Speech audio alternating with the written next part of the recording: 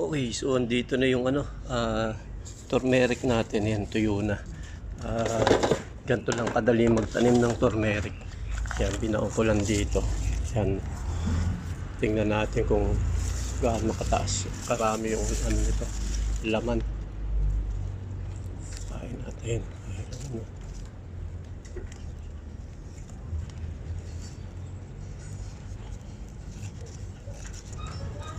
Gusto natin to. Ganda ng taniman ko. Ano lang yan? DIY. Toilet bowl.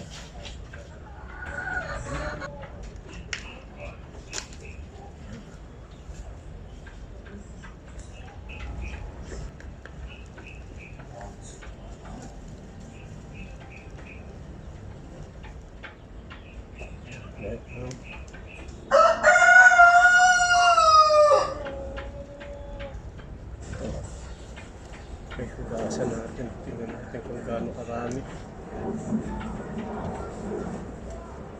May naiiwan pa yan pag ano.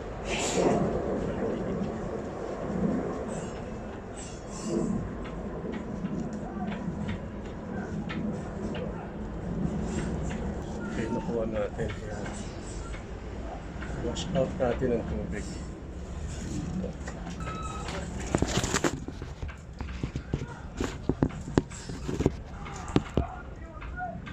Meron tayong tubig dito.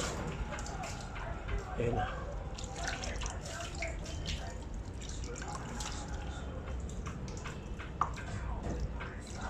Ayan. Ito yung turmeric. Ayan. Luyan dilaw sa Tagalog. Ayan o.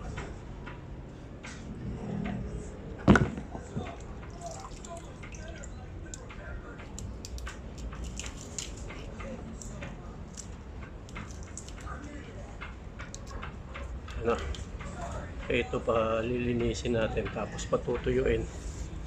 Ayan o. Tapos pwede tayo magtanim uli ng bago. Okay, ito siya. So meron ka ng turmeric na pwede mong gamitin. Yan, ito ginagamit to sa mga panghalo sa pagkain ng sisiw ng manok. Sa feeds nila hinahalo ko.